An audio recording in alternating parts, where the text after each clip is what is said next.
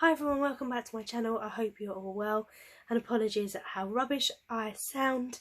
I'm currently at home. Both Matt and I are positive for COVID, so yeah, I'm just going to try and bash out some videos in the next couple of days hopefully, because for those of you that don't know about me, I have ulcerative colitis and I take immunosuppressants for that which means that I'm vulnerable for more complications with COVID or long recovery time. So I'm going into St Thomas's in London on Saturday for an antibody transfusion, which I'm not sure how I'll react to that, so I thought I'd just record a couple of videos over the next couple of days and then put them out over the next week or so. So today's video is a project share for various different things that have been made by either myself or by my mum, and these are all knitting or crochet project shares. So the first thing I'm going to share with you are some baby blankets. Now some of these I think may have been shared before, and please don't worry, I know I'm touching these, but these are not going to be given to the recipients for a couple of weeks and they will need to be washed first anyway. So I've used the James C. Brett Flutterby Chunky no, Huggable. I probably shouldn't be doing this, confusion is real with COVID, I tell you. The James C. Brett, the Huggable wool. Get one ball makes one blanket, and then this is one of the patterns that you can make. So on one side you've got sort of the double moss stitch around the edges, and then you've got kind of ribbon down the middle, and then on the back you can see the pearls rather than the knits. And I've got one of those in grey, and I think this one I've definitely shared before. That one I haven't yet chosen who that's going to. And this one you probably think I've shared before, but this is actually the third one of this exact same blanket that I've made in this colourway. So again, this is the James C. Brett Huggable wool, and you have to be careful when casting on and off, otherwise your edges can go a little bit uneven. But this is for my friend, I'm doing it for free, I don't think she'll mind too much, but it's the same pattern as the grey one. But it's just got, as I say, the knits this side, you can see the pearls on the other. I was a little bit disappointed with this particular ball of wool because there were 3 or 4 joins in it, and I get that you're probably going to get joins in balls of wool, but that many in one I just thought was a little bit odd, so I was a bit disappointed with that. But that's for my friend. Also for the same friend, she really liked the blanket like this that I've done before, that I know I've definitely shared with you. I did it in like a pink and white, and this is the James C. Brett Flutterby Chunky. And the pattern that I've done on this one is by Crafty Patty, who is here on YouTube. I've shared the video before, but I'll share it again in the comments below. And it just makes a really large, really beautiful. I love how the it's basically, which I always get confused between stocking stitch and garter stitch, so I get that breath, and I never remember, but basically you knit every stitch on this, you just knit throughout, you don't need to worry about purling. And it makes a really lovely blanket. So yeah, I've made this for my friend, and I like sort of the edging that it creates as well. So I used about 2.5 balls for that one. And then finally, this, if you remember, I bought an absolute ton of the Aldi wool in the summer, the ones that come in the 4-pack for £3.99, and I used about 3.5 balls to make this blanket, and it's absolutely massive now. And I followed the pattern that was on the inside of, not this one because this had like a cushion pattern, but a different ball of yarn from Aldi. I just followed the pattern for it, and essentially it's 7 knit 7 purl, and then on the other way around 7 purl 7 knit. You do that for 12 rows I think, and then you swap over, and it creates this kind of patchwork pattern, but that's a quarter of the size. So it folds open this way and then it folds open again, so it's made a really, really large blanket. But the friend that's asked for this, she's got a 1-year-old and a 4-year-old, and the 4-year-old still has naps in the afternoon, so he'll probably use this one a little bit more. But yeah, it's a really good size, so I've made her that. I'll fold it back up in a minute. And the last baby blanket that I've done is a James C. Brett pattern again. It's this oatmeal colour, and it's double, I think it's called double moss stitch throughout. Excuse me, oh my chest is so tight. But with this one, it's a pattern to make like a hooded wrap. So you've got like a little hood on the top, and you'd put baby there, pop the hood round baby, and then wrap them up. And I just thought it was super cute. It took me a really long time to do this. I was not brilliant at reading the pattern, and then stitching it took a little while. I've probably not done the neatest job, so I don't know whether to keep this one or gift it. But I enjoyed making it anyway. And as I say, this was a James C. Brett pattern, so you make 2 different ears, front and back. You make the hood, you make the main blanket, but the way that you cast off the blanket was quite complicated for me anyway. For you seasoned knitters, it's probably brilliant. And now onto the more fun items. So some of these were made by me, a lot of them were made by my mum, but I wanted to share them with you. So first off, we have a Grogu, a baby Yoda. And my mum made this originally for my dad, put a picture in our family chat, and I said, oh, he's super cute. And then my dad ended up giving him to me. So he's got like a little scarf on, he's got his little body, and he's just a stuffed toy. So he's super cute. So she's made that, and we get the patterns for a lot of these things from the same lady. Well, I say lady, it could be a man. The same person on eBay who sells their patterns at like £1, and then, no, not £1, like £2.99 or something, and then they post it to you, and they've got some really lovely patterns.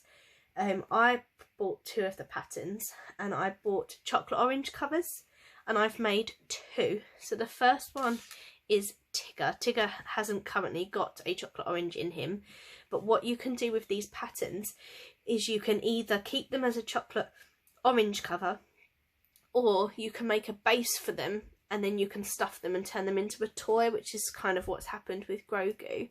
But I've made this for one of my friends because she absolutely loves Tigger.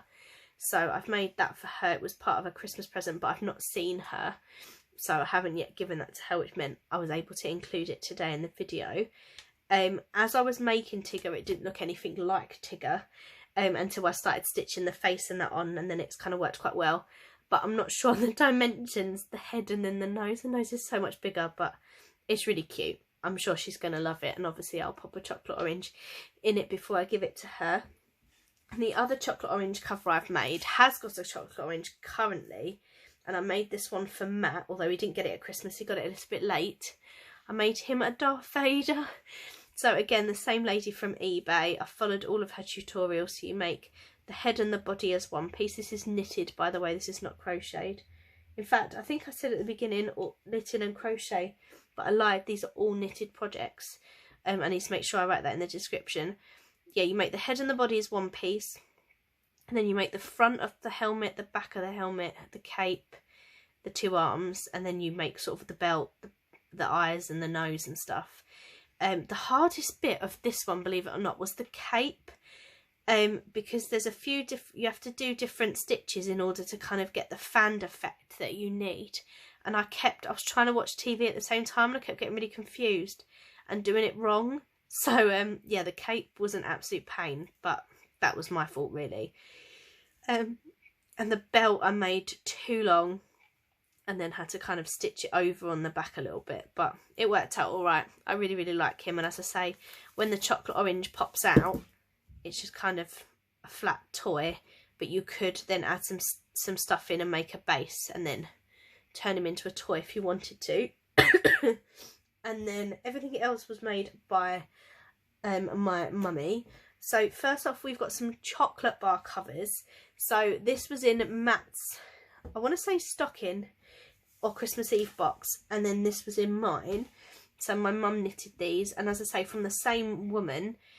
So a little Father Christmas and then a snowman, and you fit like a dairy milk size bar of chocolate inside, and that's what we had. We had a chocolate bar each, and she's happy for me to use the pattern.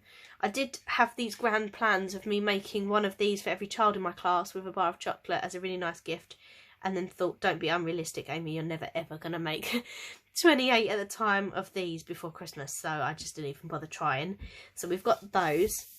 She also made some chocolate orange covers, but she made the same chocolate orange cover for all of us, but in different colours. So she made gnomes, and she had this King Cole tinsel yarn, which she wanted to use for sort of the beards and things. So she decided to do these colours for Matt, because Matt, for his sins, is an Arsenal supporter. So he's got a red and white gnome with a little red tinsel beard. So he's got his little Arsenal supporter. He's already eaten his chocolate orange, so that's missing. And then I've got, which I quite like that he's kind of matching, I've got white and green, because emerald is my favourite colour. And I thought if I was having a red one in the house, then I wanted a green one as well. So then I've got a white tinsel beard. So they're really, really fun. So we've got our little chocolate orange gnome. So I've got a very stuffed hat, that one. Let's squish it into shape a little bit. But my chocolate orange is still in there. And then the final item that I have is a really fun item. It's going to rustle, I apologise. But I haven't yet taken this out. In fact, actually, there's one other thing I'm going to share with you that my dad made. So make sure you watch to the end of the video, because I want to share something that my daddy made. But let me just share this with you first. So I haven't even taken it out yet. I'm going to do it with you now. See if I can undo this without cutting the ribbon.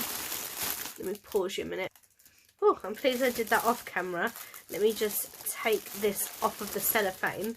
So what this is it's a tub of roses.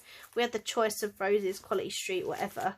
But it's a little cover to go over the tin. So you can see we haven't eaten these at Christmas. We had some other chocolates we used first, and I didn't really want to take it out of the packet until I'd shared the video. But it's a little cover, so we chose the one with Father Christmas on a chimney. I absolutely love the little snow effect around the edge, and I like the fact that Mum's used white yarn with like a small glitter in it. I'm not sure how well the camera will pick that up, but there's like a glitter thread running through that. But then obviously more of a plain, oops, I'm throwing chocolates out, more of a plain yarn for the actual chimney itself. But she did say this was out, she did 3 different types. She did this one, another one with Father Christmas's face on it, and a reindeer one. She said this was the most annoying, where you had to keep changing the colours. And if I tip the chocolates out, just to show you, it tucks in like that. So it's like a filled at the bottom. You pop the tub in, tuck your sides in like that, and then fill your chocolates back up. So how fun is that? And then obviously you don't have to keep the tub each year. Every time you buy a tub, you've got a little cover for it. And then I'm going to run downstairs, so you don't go anywhere. I'm going somewhere, back in a sec. And then this is the thing that my dad made for Christmas. So you kind of have to use your imagination for this one a little bit. But my dad, in the very first lockdown, way back in 2020, took up baking, and he's actually really good at it. And he made us a Christmas pudding for Christmas. So there's a little tag here, Amy and Matt. And then this, I think, was from Poundland. And you can see where I get my little craftiness from my mum and dad. So he's cut some little notches out, popped a ribbon here. My mum had him these stickers made, handmade by Clive. That's my dad's name, Clive. Hello, Dad. I know he quite likes watching some of the videos. I don't know if he'll watch this one, who knows. But how cute is this? This is where you have to use your imagination. When I took this out, the Christmas pudding was on this little wooden platform. Like a little wooden serving board. It's actually wrapped in foil at the minute, what's left of it. But how cute was that? What a lovely way to present it. Loved the little wooden touch. I might give it back to him so I can have another one next year. Hint, hint, Daddy. But yeah, I thought that was really lovely and super delicious. I've still got a bit. Maybe I'll treat myself while I'm off ill. I've just left some crumbs up here as well. So yeah, so those are my project shares that are finished. I'm just looking around me. I think that's everything. I'm going to do, or try to do, some videos tomorrow. I want to do a couple of cards with you. And a couple of other bits. I've got some videos up my sleeve, because I've had a sort of 20 minutes of feeling with it, because I've pretty much just sat on the sofa for days and just, yeah, I feel really, really rubbish. So yeah, I'm going to try and get some content ready for you guys so that I've got some things to put on the channel, because I know I've been a little bit hit and miss with videos. So I hope you enjoyed looking at those. There's definitely lots more content to come, so if you haven't subscribed already, I would love for you to do so. I'm going to arrange my little goodies, take a nice little thumbnail picture, and then I think I'm done for the evening. I'm going to go to bed. Love to you all. I hope you enjoyed having a look at these. Let me know what your favourite thing was. Tell me down in the comments below. I think my favourite has got to be, the favourite thing that I made was Tigger, because it just did not look like Tigger, but now really looks like Tigger. I think my favourite thing that was made for us is probably the chocolate orange cover and the Christmas pudding, because I just loved how that was presented as well. I thought that was really, really fun. So thank you for watching. I hope you're all well. Stay safe, and I'll see you again soon. Love you all. Bye.